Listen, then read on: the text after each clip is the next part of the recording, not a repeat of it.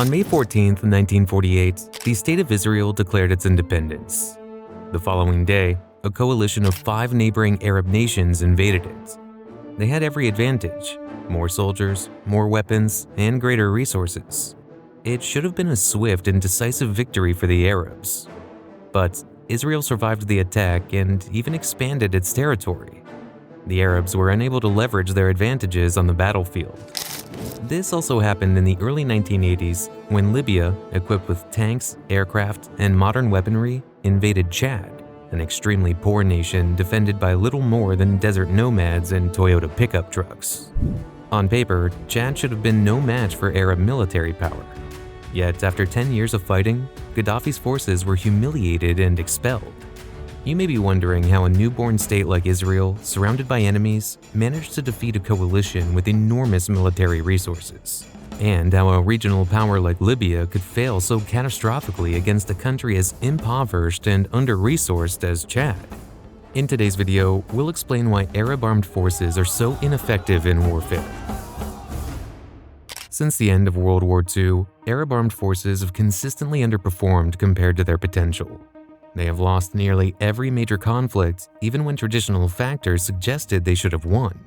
And when they did win, their achievements were modest, despite having significant advantages in numbers, technology, surprise, and firepower. Arab forces repeat the same patterns in war after war. Their soldiers do not understand how to operate or maintain their weaponry. Their generals are incompetent and lack direction. And junior officers are passive, inflexible, and unable to respond to rapid changes on the battlefield. Understanding why this happens is not simple, as these issues stem from multiple causes. However, the first thing you need to know about the Arab world is that these countries never truly industrialized. This is critical because the wars of the 20th and early 21st centuries were industrial-era wars. When we think about military power and wonder which forces are the strongest, we focus on their weapons.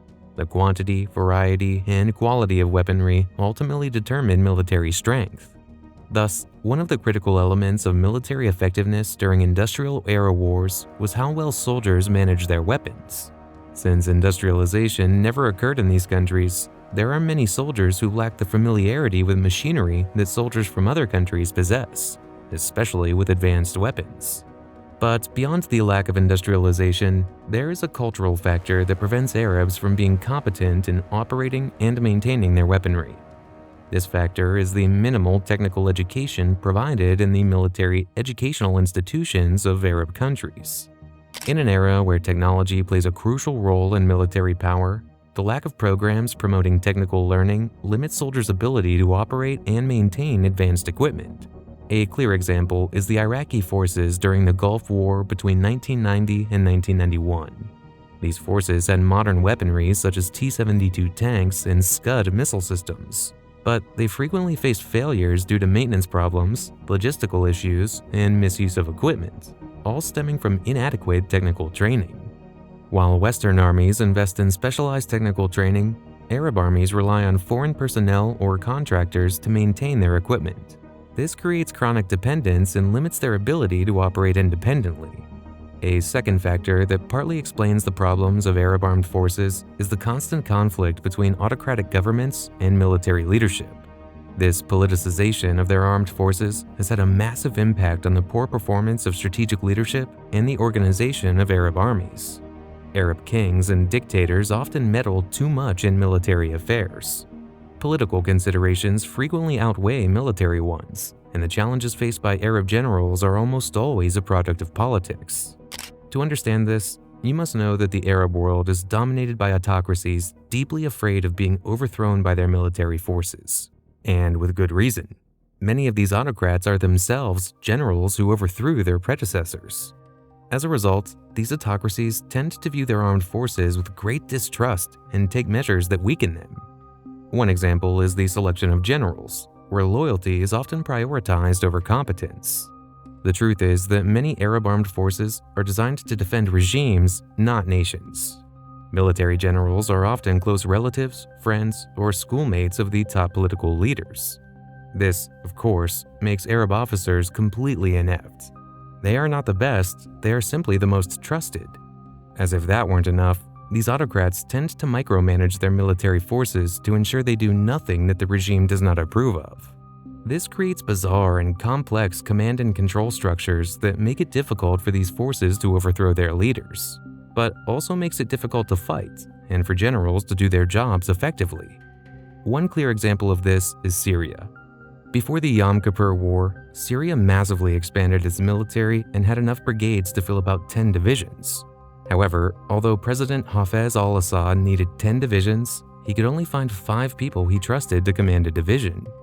As a result, he entered the Yom Kippur War with only 5 divisional commanders but assigned all these brigades under them. This made each division far too large, creating all kinds of problems for these divisional commanders as they tried to manage forces that were too big for their systems to handle. This politicization of Arab armies is ultimately a cultural issue. To understand this, we must remember that Arabs have historically organized themselves around highly hierarchical, closed family clans led by a patriarch. In these clans, everyone, from women to adult sons, owes obedience and deference to the patriarch. In Arab military structures, the senior commander acts as a patriarch. His decisions are not to be questioned, and loyalty is valued more than competence. In other words, Arab culture is ultimately the primary factor explaining the performance of their armies. This is not exclusive to Arabs. All armed forces fight in ways that reflect how their societies function.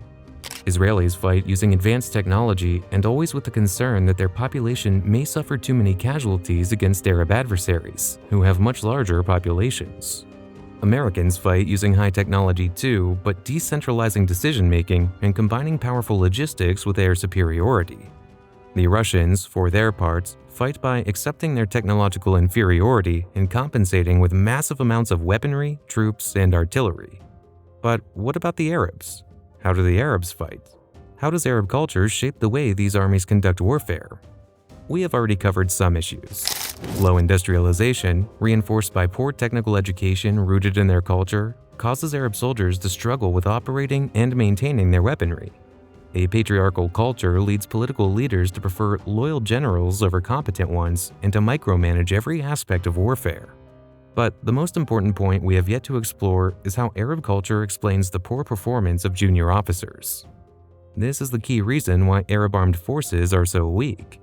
In every war, against every enemy, and no matter how much effort was made to improve it, Arab junior officers and non-commissioned officers, or NCOs, showed little to no ability to innovate.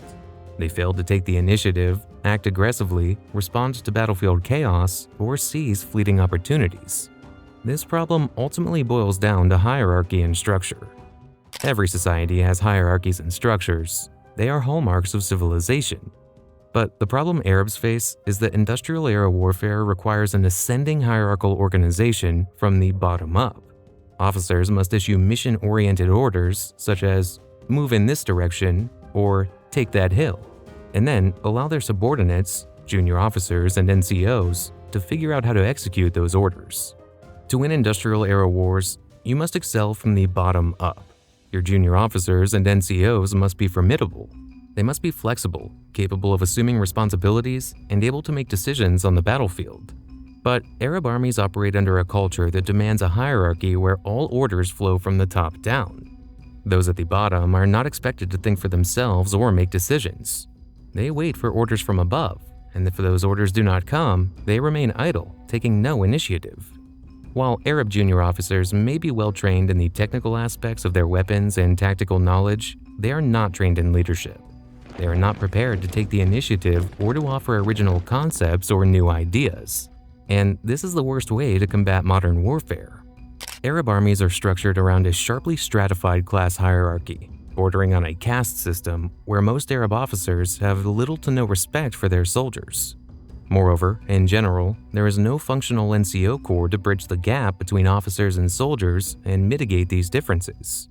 With few exceptions, NCOs and Arab militaries are treated with disdain by officers. So, without the cohesion provided by NCOs and with soldiers distrusting their officers, it's easy to understand why Arab military units tend to disintegrate under the stress of combat.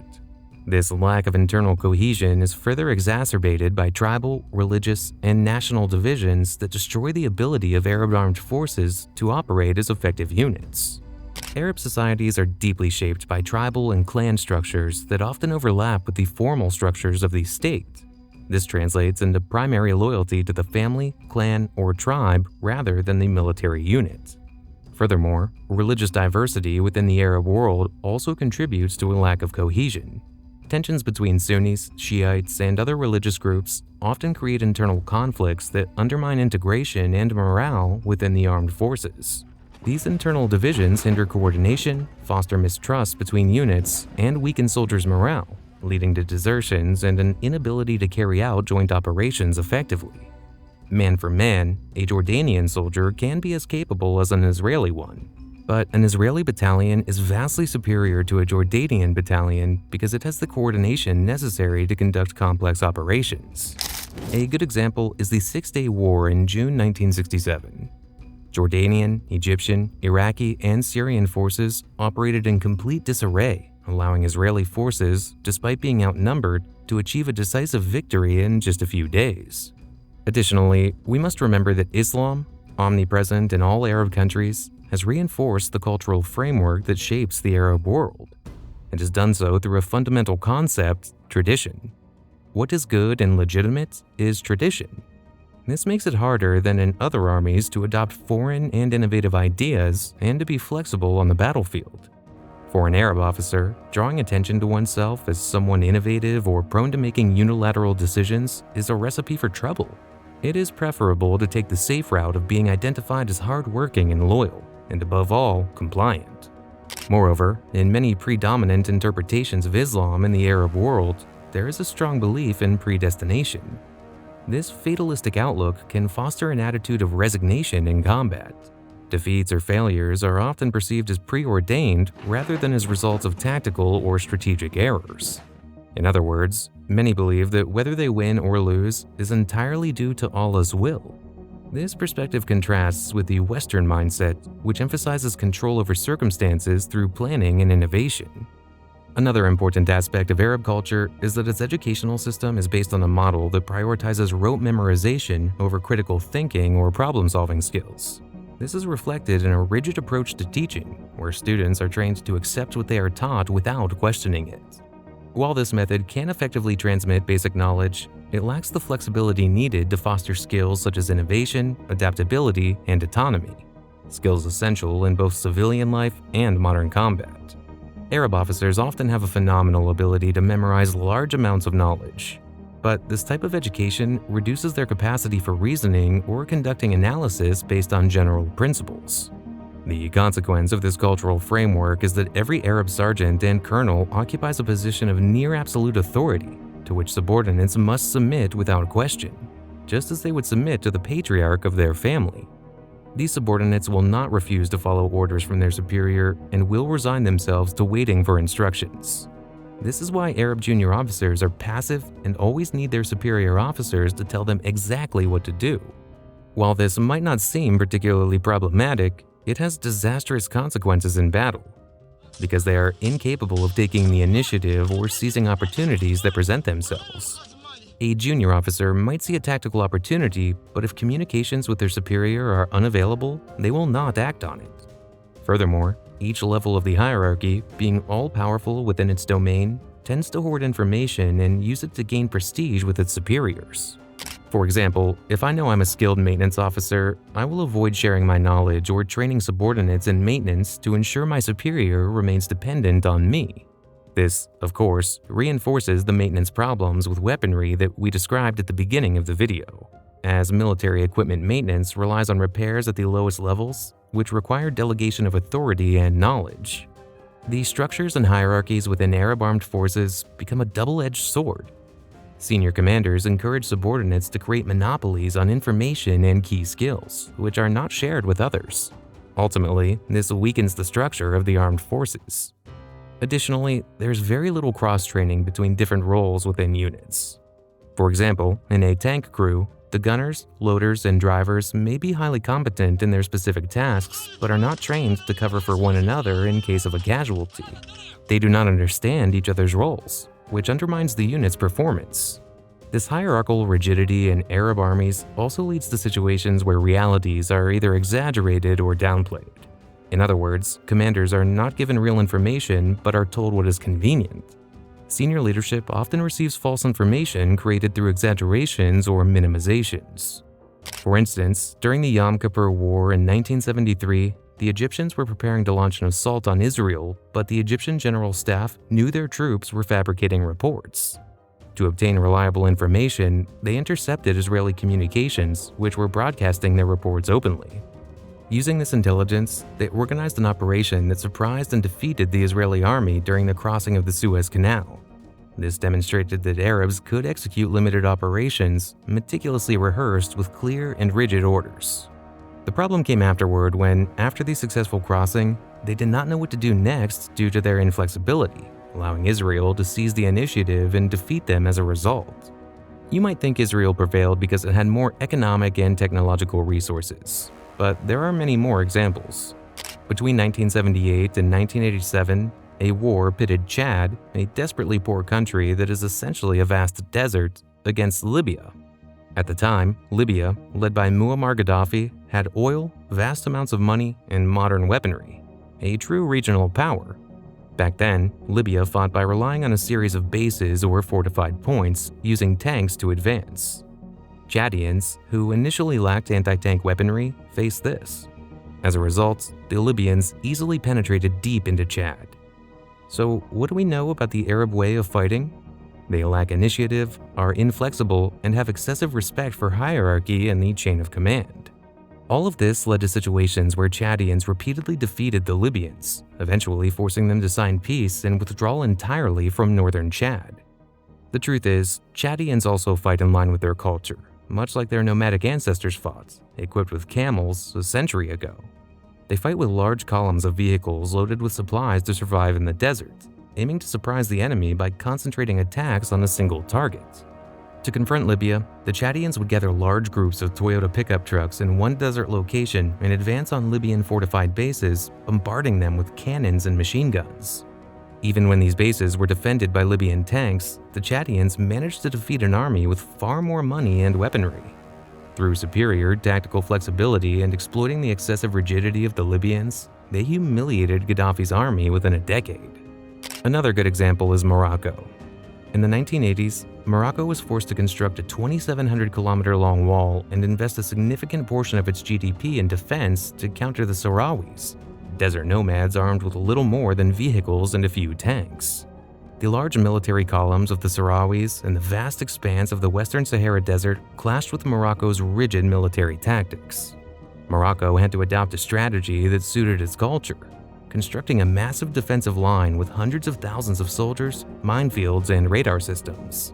The famous Moroccan Western Sahara Wall stands as a monument to the tactical inflexibility of Arab forces.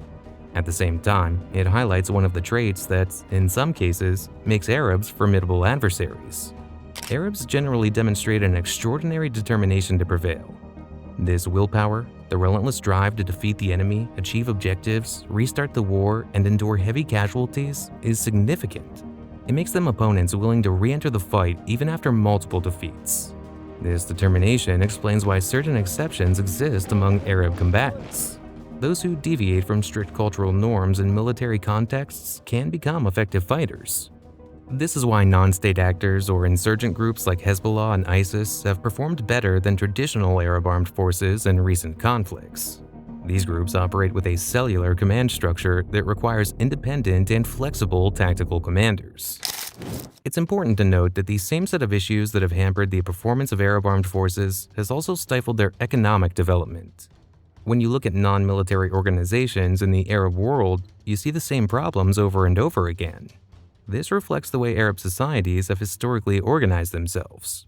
It's not that there aren't people in the Arab world who can think for themselves. That's not true.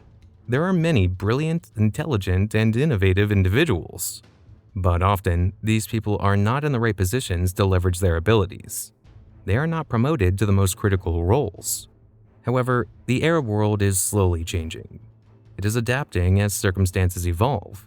A good example is education, where more and more people demand critical thinking, different curricula, and more flexible and innovative methods of learning.